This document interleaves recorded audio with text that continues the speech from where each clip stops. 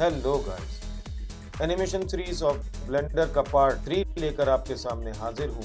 तो चलिए शुरू करते हैं।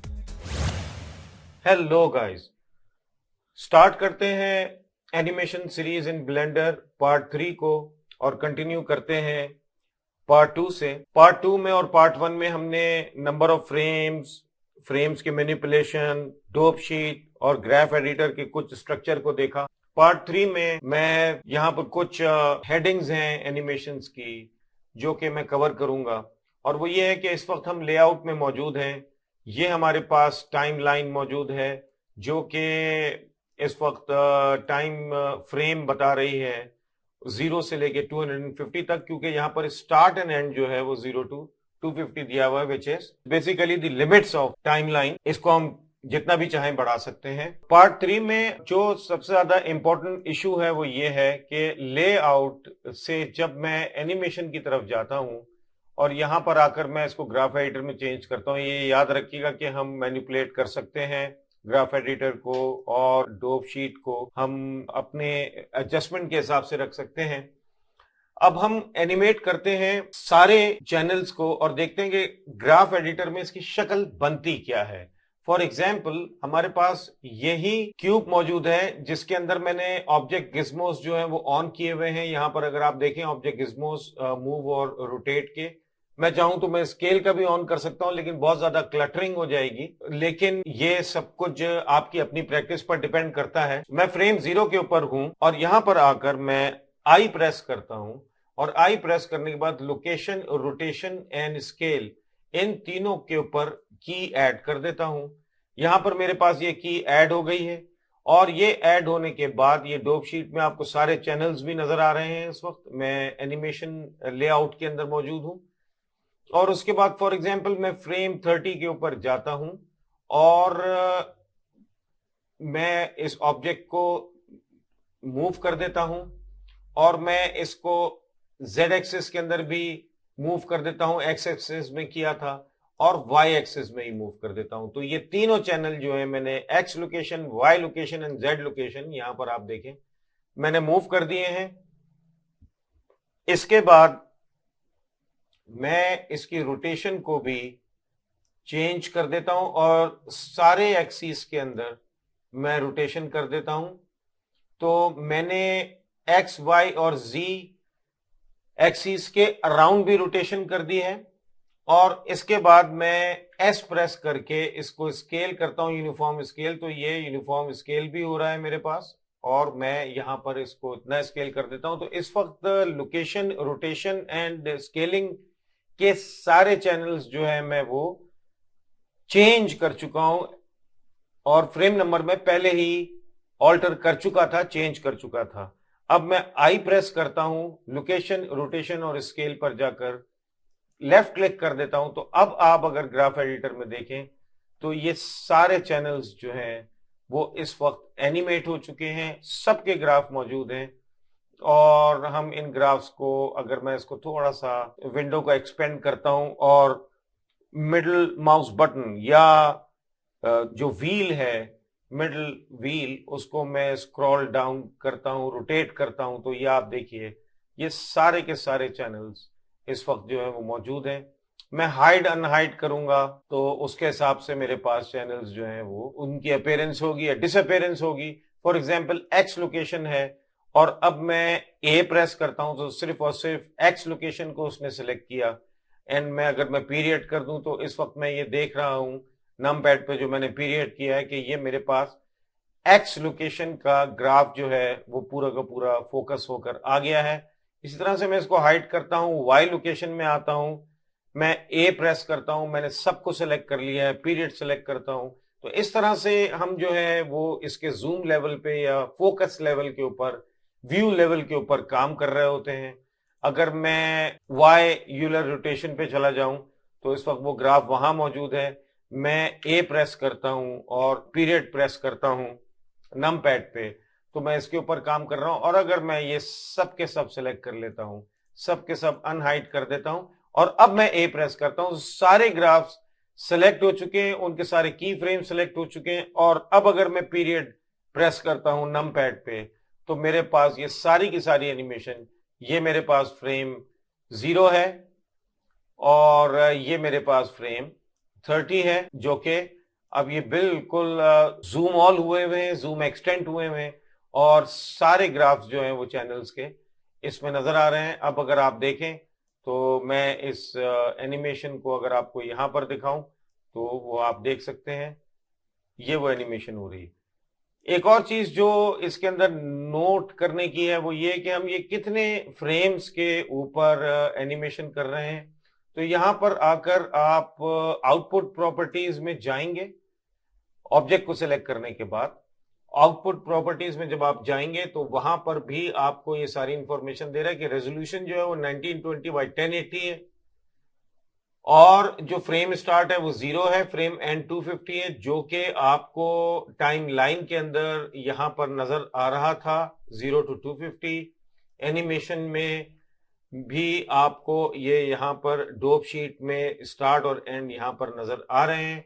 राइट नाउ आप जिस फ्रेम पर हैं वो करंट फ्रेम आपको यहां पर नजर आ रहा है। आप फ्रेम 1 by 1 भी आगे जा सकते हैं और यहां पर टाइप भी कर सकते हैं, यहां पर आप स्क्रब भी कर सकते हैं अपने माउस को और यहां पर टाइप करके आप फॉर एग्जांपल यहां पर फ्रेम 30 लिख दें तो एग्जैक्टली और एंटर कर दें तो आप 30 के ऊपर आ जाएंगे। ये डोप शीट जो है वो आपको number of frames by channel दिखा रही है और लेआउट में ये टाइम लाइनर जो है वो आपको ओवरऑल नंबर ऑफ फ्रेम्स दिखा रहा है एंड दैट्स इट। तो ये सिंपल फॉर्म है, it is just a time line. हम एनिमेशन में दोबारा जाते हैं। अब हमने जिस ग्राफ को भी या जिस चैनल को भी एडिट करना है, हम सिर्फ उस चैनल को अगर रखें, फॉर एग्जांपल हम Z लोकेशन को रखते हैं, बाकी हम सबको हाइड कर देते हैं, तो इस वक्त हमारे पास Z लोकेशन का ग्राफ मौजूद है। तरीका यही है, A प्रेस करूंगा, पीरियड ऑन नम पैड और मेरे पास ये आ गया है इसका ग्राफ और अब मैं इसको मैनिपुलेट कर सकता हूं। मैंने आपको पहले बताया था कि अगर मैं पॉइंट को सिलेक्ट करता हूं, किसी भी पॉइंट को, इसका मतलब मैंने की फ्रेम को सिलेक्ट किया, तो आप ये देखिए मैं जब यहां पर की फ्रेम को सिलेक्ट कर रहा हूं तो डोप शीट में भी वो की फ्रेम्स जो है वो सिलेक्ट हो रहे हैं और किसके हो रहे हैं इस वक्त, सिर्फ और सिर्फ Z लोकेशन के। मैं GY प्रेस करता हूं तो अब मैं Y एक्सिस पे ग्राफ एडिटर के रिस्ट्रिक्ट हो गया हूं। यानी कि इसका क्या मतलब है कि नंबर ऑफ फ्रेम जो है वो चेंज नहीं हो रहा बल्कि वैल्यू चेंज हो रही है। ये वैल्यू है, ये नंबर ऑफ फ्रेम है। तो GY और ये देखिए मैंने इसको चेंज कर दिया। अब मैं इसको चलाता हूं तो Z लोकेशन जो है वो अब इसके हिसाब से उसकी वैल्यू अपडेट हो रही है। इसी तरह से अगर मैं Z लोकेशन की बजाय X लोकेशन को ले लेता हूं, प्रेस करता हूं A, पीरियड प्रेस करता हूं नम पैड पे और अब मैं इसके लास्ट फ्रेम को सिलेक्ट करता हूं जो कि फ्रेम नंबर 30 है और उसके ऊपर अगर आप वैल्यू देखें तो -9 से जरा ज्यादा है। मैं GY प्रेस करता हूं और इसको ऊपर लेकर चला जाता हूं, यहां रख देता हूं। अब मैं ये चलाता हूं तो देखिए ये सिर्फ और सिर्फ X एक्सिस के ऊपर सिर्फ इसने इतना मूव किया। मैं फिर GY प्रेस करता हूं और मैं इसको लेके देखिए, अब ये अगर आप पर्सपेक्टिव व्यू में देख रहे हैं तो ये चेंजेस जो है मैं कर रहा हूं एनिमेशन में। इसी तरह से ये भी मैंने आपको बताया है कि ये मेरे पास इसका टेंजेंट मौजूद है। यहां पर भी G को मैं अगर प्रेस करूंगा तो मैं इसकी टेंजेंट को मूव कर सकता हूं और मैनिपुलेट कर सकता हूं। इसी तरह से मैं इस पॉइंट को सिलेक्ट करके V प्रेस करूंगा तो मैं फ्री में चला जाऊंगा और मैं इसके टेंजेंट को हैंडल कर सकता हूं। राइट क्लिक करने का मतलब ये होता है ब्लेंडर में कि आपने जो कमांड देने की कोशिश की थी उसको आपने रिवर्ट कर दिया है, यानी कि वापस कर दिया है। अब यहां पर अगर आप आए तो ये चीज देखिएगा कि मैं यहां पर आकर डोप शीट में, मैं ये ग्राफ एडिटर में भी कर सकता हूं, डोप शीट में भी कर सकता हूं। मैं इन सारे की फ्रेम्स को सिलेक्ट करता हूं और डिलीट प्रेस करता हूं। ब्लेंडर मुझसे पूछेगा आप की फ्रेम्स डिलीट करना चाह रहे हैं जी, इस पर लेफ्ट क्लिक कर दीजिए, की फ्रेम डिलीट हो गया और आपके पास अब इनिशियल की फ्रेम रह गया है बाकी अब कोई की फ्रेम मौजूद नहीं है। देखिए जैसे ही मैं की फ्रेम के ऊपर आता हूं ये ब्राउन हो जाते हैं, इसका मतलब ये है कि ये कलर रिप्रेजेंटेशन है कि यहाँ पर की फ्रेम लगा हुआ है, अदरवाइज ये ग्रीन है, इसका मतलब यहाँ पर कोई की फ्रेम मौजूद नहीं है इन फ्रेम्स के ऊपर। एक और चीज जो कि इस ट्यूटोरियल में मुझे आपको बतानी थी वो ये है कि अगर मैं लेआउट में दोबारा चला जाऊं और यहां पर आने के बाद मैं ये एन प्रेस कर देता हूं ताकि ट्रांसफॉर्मेशन मेन्यू जो है वो वापस चला जाए और ये मुझे क्लियर स्क्रीन जो है वो मिल जाए। इसमें आप ये देखिए कि मेरे पास जब मैं इसको क्लिक करता हूं तो इसका पिवट पॉइंट, जो भी ऑब्जेक्ट क्रिएट होता है उसका पिवट पॉइंट उसके सेंटर में होता है। यहां पर ब्लेंडर में पिवट पॉइंट को ओरिजिन कहते हैं, ये याद रखिएगा, यहां पर इसको ओरिजिन कहते हैं। चीज वही है जो कि माया में है। अगर मैं माया के ऊपर जाऊं तो मैं इस ऑब्जेक्ट को सेलेक्ट करता हूं, डब्ल्यू प्रेस करूं, ये रहा इसका पिवट पॉइंट। इसी चीज को ब्लेंडर में ओरिजिन कहा जाता है। अब अगर मुझे करना यह है कि मैं इस ऑब्जेक्ट को मूव करूंगा एक्स एक्सिस पे नेगेटिव डायरेक्शन में और कंट्रोल प्रेस करूंगा ताकि स्नैप हो। ये देखिए ग्रेड स्नैप हो रहा है, कंट्रोल का मतलब होता है ग्रेड स्नैप होना, और मैं यहां पर लाकर इसको रख देता हूं, पिवट पॉइंट उसके साथ गया ऑफ कोर्स। उसके बाद मैं ऑब्जेक्ट में गया और मैंने कहा origin to 3D cursor. Origin मैंने आपको क्या बताया, ओरिजिन है पिवट पॉइंट, यानी कि अगर मैं यूं कहूं कि pivot point two 3D cursor. 3D cursor जो है वो ये डॉटेड सर्कल है जो कि इस वक्त ओरिजिन पे मौजूद है। मैं ऑब्जेक्ट में गया, set origin to 3D cursor. जैसे ही मैंने ये किया इसका पिवट पॉइंट जो है वो इसके सेंटर में आ गया जहां पर 3D कर्सर मौजूद था। अच्छा, अब इस पिवट पॉइंट को मैं कंट्रोल जी करता हूं, यहां पर आता हूं, अगर आप राइट टॉप के ऊपर देखें ऑप्शंस लिखे हुए और यहां पर लिखा हुआ ट्रांसफॉर्म और ये लिखा हुआ effect only origins locations and parents. तो इफेक्ट ओनली में जाके मैं सिर्फ ओरिजिन, यानी और ओरिजिन मैंने आपको क्या बताया पिवट पॉइंट है, इसके ऊपर चेक लगा देता हूं। तो अब ऑब्जेक्ट मोड में ब्लेंडर नहीं है, जबकि यहां पर लिखा हुआ आ रहा है, लेकिन इस वक्त ये ऑब्जेक्ट मोड में नहीं है। ये यहां पर जरूर ब्लेंडर ऑर्गेनाइजेशन को इसको चेंज करना पड़ेगा क्योंकि ये कंफ्यूजन है। लोग ये यहां पर देखने के बाद समझेंगे कि ये ऑब्जेक्ट मोड है जबकि ये नहीं है। मैं इस वक्त पिवट मोड में चला गया हूं विच इज ओरिजिन। अब आप देखिए मैं इसको मूव करूंगा, सिर्फ और सिर्फ पिवट मूव हो रहा है। ऑब्जेक्ट को मैं किसी भी तरह से सिलेक्ट कर लूं, मैंने ऑब्जेक्ट को सिलेक्ट किया है लेकिन पिवट के ऊपर इस वक्त गिज्मो मौजूद है। और अगर मैं कंट्रोल प्रेस करूंगा तो ये स्नैप कर देगा किसके ऊपर, ग्रिड के ऊपर। लेकिन चूंकि मैं इसको बिल्कुल सेंटर से करूंगा कंट्रोल प्रेस, और ये देखिए मैं इसको ओरिजिन पे ले आया या कहीं पर भी किसी भी पॉइंट के ऊपर मैंने स्नैप करके रख दिया या नहीं रखा स्नैप करके, लेकिन मैंने एक काम किया है कि मैंने क्यूब से इसके पिवट को एक डिस्टेंस के ऊपर स्टैब्लिश कर दिया है। और ये करने के बाद अब मैं ऑप्शंस में दोबारा जाता हूं और इफेक्ट ओनली ओरिजिन्स के ऊपर जो चेक लगाया हुआ था उसे अनचेक कर देता हूं। तो मैं अब इस वक्त कहां आ गया, ऑब्जेक्ट मोड में आ गया। ये देखिए अब मैं इसको रोटेट करता हूं तो ये अपने इस पिवट पॉइंट के ऊपर रोटेट होगा। इस तरह से ब्लेंडर में कंट्रोल करते हैं इस किस्म की एनिमेशंस को या मूवमेंट्स को, यानी कि इसका पिवट पॉइंट यहां पर रखा हुआ है और पिवट पॉइंट को मैंने चेंज कर दिया है। मैं किसी वक्त भी अगर चाहूं तो ओरिजिन टू ज्योमेट्री कर सकता हूं। ऑब्जेक्ट में गया, origin, set origin to geometry, geometry to origin, और मैं ओरिजिन टू 3D कर्सर कर सकता हूं। मैं इसको मैन्युअली ओरिजिन को अगर हैंडल करना चाहूं तो मैं इसको मैन्युअली कर सकता हूं, यहां राइट टॉप में आके इफेक्ट ओनली ओरिजिन्स करके। और मैं अब अगर इसके ऊपर एनिमेशन करता हूं, फॉर एग्जांपल मैं एनिमेशन में दोबारा गया और अब आप देखें मैं ये की फ्रेम्स डिलीट कर देता हूं, ये मैं डिलीट कर रहा हूं की फ्रेम्स। और ये की फ्रेम्स डिलीट करने के बाद मैंने इस क्यूब को सिलेक्ट किया, इसका पिवट पॉइंट यहां पर मौजूद है। मैं इफेक्ट ओरिजिन्स में था, इफेक्ट ओनली ओरिजिन्स में मैंने इसको अनचेक कर दिया ताकि मैं ऑब्जेक्ट मोड में आ जाऊं। और अब आने के बाद मैंने क्या किया कि मैं रोटेशन में गया और यहां जो पहले हमारा एक तरीका था, मैंने आई प्रेस कर दिया तो ये मेरे पास पहली की बन गई, लेकिन इसके अंदर एक्स वाई जी तीनों रोटेशंस मौजूद हैं। तो ये देखिए तीनों मौजूद हैं। अब मैंने क्या किया कि मैं फ्रेम नंबर फॉर एग्जांपल 50 के ऊपर आया, फ्रेम नंबर चेंज किया और इसको मैंने मूव कर दिया।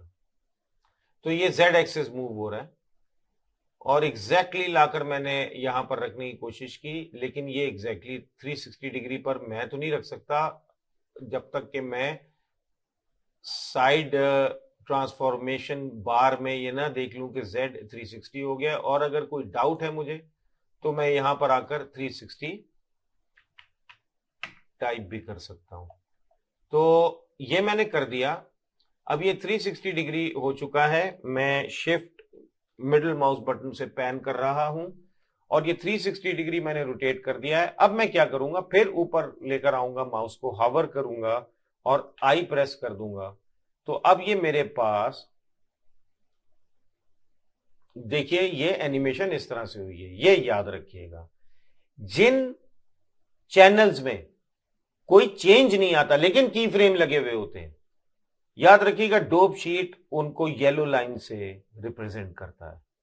ये आपको यहीं से देख के पता चल जाएगा कि ये की फ्रेम इसके अंदर बेशक दो की फ्रेम्स लगे हुए हैं एक्स रोटेशन में, लेकिन हुआ ये कि की फ्रेम तो लगे हुए हैं लेकिन कोई चेंज नहीं आया हुआ। इसी तरह से आप इसको देखिएगा, वाई को कोई चेंज नहीं आया हुआ। लेकिन अगर आप जेड रोटेशन को देखिएगा तो यहां पर ये बार मौजूद नहीं है, जो कि ये बार एक्स और वाई रोटेशन में मौजूद है। इसका मतलब इसमें कोई चेंज आया है। ये अच्छी रिप्रेजेंटेशन है। तो ये मेरे पास अगर मैंने इन सबको सिलेक्ट किया तो ये मुझे येलो ऑरेंज लाइन नजर आ रही है। इसका क्या मतलब है, एक्स और वाई रोटेशन में कोई चेंज नहीं है जबकि दो की फ्रेम्स लगे हुए हैं। जेड रोटेशन में चेंज है, इसीलिए यहां पर ये ऑरेंज बार मौजूद नहीं है, यानी कि ये की फ्रेम इस की फ्रेम से डिफरेंट है। जबकि एक्स और वाई रोटेशन के ये दोनों की फ्रेम्स बिल्कुल एग्जैक्टली आइडेंटिकल हैं इन दोनों की फ्रेम्स। तो अगर मैं चाहूं तो एक्स और वाई रोटेशन के की फ्रेम्स को डिलीट भी कर दूं, कोई फर्क नहीं पड़ेगा, क्योंकि उनके ऊपर कोई एनिमेशन नहीं हुई, कोई चेंज नहीं आया है, की फ्रेम जरूर लग गए। ये देखिए हमने ये इस तरह की एनिमेशन कर दिए और इस तरह से हम पिवट पॉइंट को मैनिपुलेट करते हैं। याद रखिएगा कि आपको ऑप्शंस में जाना है, ओरिजिन में जाना है, तब आप पिवट पॉइंट मोड में आएंगे। तो गाइज ये भी मैं पार्ट 3 यहां पर खत्म करता हूं और मैं पार्ट 4 पर जंप करूंगा फौरन, और उसके अंदर हम पेरेंट चाइल्ड रिलेशनशिप को देखेंगे और फाइनली हम बाउंसिंग बॉल की तरफ जाएंगे। लेकिन उनके लिए, उस पर जाने के लिए या उस तरह की एनिमेशन करने के लिए आपको ये सारे फीचर्स पता होने चाहिए थे। एक और चीज जो है, अगर मैं इसको सेलेक्ट कर लूं तो मैं ये काम भी कर सकता हूं कि मैं जेड रोटेशन पे चूंकि एनिमेशन हुई हुई है, मैं इसको आकर कॉपी कर सकता हूं यहां पर और फॉर एग्जाम्पल 100 फ्रेम पे मैं इसको पेस्ट कर सकता हूं। तो ये मेरा की फ्रेम जो है वो पेस्ट हो गया इसके ऊपर। तो अब आप देखिए जेड रोटेशन को कि यहां पर जो वैल्यू थी वो एग्जैक्टली अब अगर मैं यहां पर ग्राफ एडिटर में आता हूं और मैं सिर्फ जेड रोटेशन को लेता हूं, एक्स वाई दोनों को मैं हाइड कर देता हूं। मैं अब जेड रोटेशन चूंकि सिर्फ उसका ग्राफ मौजूद है, ए प्रेस करता हूं और पीरियड प्रेस करता हूं, मेरे पास ग्राफ एडिटर आ गया है। तो आप देखिए कि मैंने क्या किया है कि फर्स्ट फ्रेम से लेके 50th फ्रेम तक मेरे पास ये एनिमेशन हुई थी और चूंकि मैंने फर्स्ट फ्रेम जेड रोटेशन का यहां कॉपी कर दिया तो अब इसको वापस जाना पड़ेगा। अगर आप ग्राफ एडिटर में देखें तो एग्जैक्टली ऐसे ही हुआ है कि वैल्यू 0 से 360 गई और 360 से 0 हुई, क्योंकि ये 0 वाला जो फ्रेम था वो यहां मैंने कॉपी कर दिया है। आप ये भी कर सकते हैं कि इसको यहां पर लेके इसके टेंजेंट्स हैं उनको मैनिपुलेट कर सकते हैं, जैसे मैंने आपको बताया था। वी प्रेस करेंगे ये फ्री हो जाएंगे और अब मैं देखिए कुछ इस तरह से कर देता हूं तो यहां नॉच क्रिएट हो गई और नॉच सिर्फ क्रिएट नहीं हो गई बल्कि अब आपको यहां पर एक बहुत बड़ा इंपैक्ट मिलेगा। हम इसको प्ले करते हैं। ये गई एनिमेशन और ये झटके से वापस आई और यहां आके रुक गई। इसी तरह से ये साइकिल भी हो सकता है और सब कुछ हो सकता है, लेकिन मेरा मकसद आप लोगों को ये बताना है कि हम डोप शीट में बड़े आराम से इनको कॉपी कर सकते हैं, फ्रेम्स को मैनिपुलेट कर सकते हैं, उनके टाइम को चेंज कर सकते हैं और ऐसे ही ग्राफ एडिटर में भी कर सकते हैं। लेकिन डोप शीट जो है वो ब्लेंडर का काफी बेहतर डायलॉग बॉक्स है। अब इस ट्यूटोरियल के बाद पार्ट 4 में हम पेरेंटिंग के ऊपर जाएंगे। आपसे मैं ये रिक्वेस्ट करूंगा कि पार्ट 1, पार्ट 2 और पार्ट 3 को देखें। मैं आहिस्ता आहिस्ता इनके फीचर्स को एक्सप्लोर कर रहा हूं और मेरे ख्याल से कुछ और पार्ट्स के अंदर जाकर हम इसको बाउंसिंग बॉल के ऊपर एंड करेंगे, फिर मजीद एनिमेशन सीरीज आगे करेंगे। लेकिन उससे पहले आप लोगों को मैं ये सब कुछ समझा दूंगा कि एनिमेशन को कंट्रोल कैसे करना है, क्या क्या चीजें जरूरी हैं और किस तरह से किया जाता है। यह भी याद रखिएगा कि यहां पर 24 फ्रेम्स पर सेकंड हुआ है। अगर मैं आउटपुट प्रॉपर्टीज में जाऊं तो यहां से हम कंट्रोल करते हैं ये 25 फ्रेम्स पर सेकंड, 30 फ्रेम्स पर सेकंड, 60 फ्रेम्स पर सेकंड। तो मैं इसको 25 फ्रेम्स पर सेकंड भी कर सकता हूं। बाय डिफॉल्ट ये 24 फ्रेम्स पर सेकंड होता है, तो वो आउटपुट प्रॉपर्टीज में कंट्रोल होता है। तो गाइज मुझे इस वक्त पार्ट 4 की तैयारी करने के लिए इजाजत दीजिए। आपसे फिर मुलाकात होती है, जिंदगी रही, अपना ख्याल रखिएगा, टेक केयर।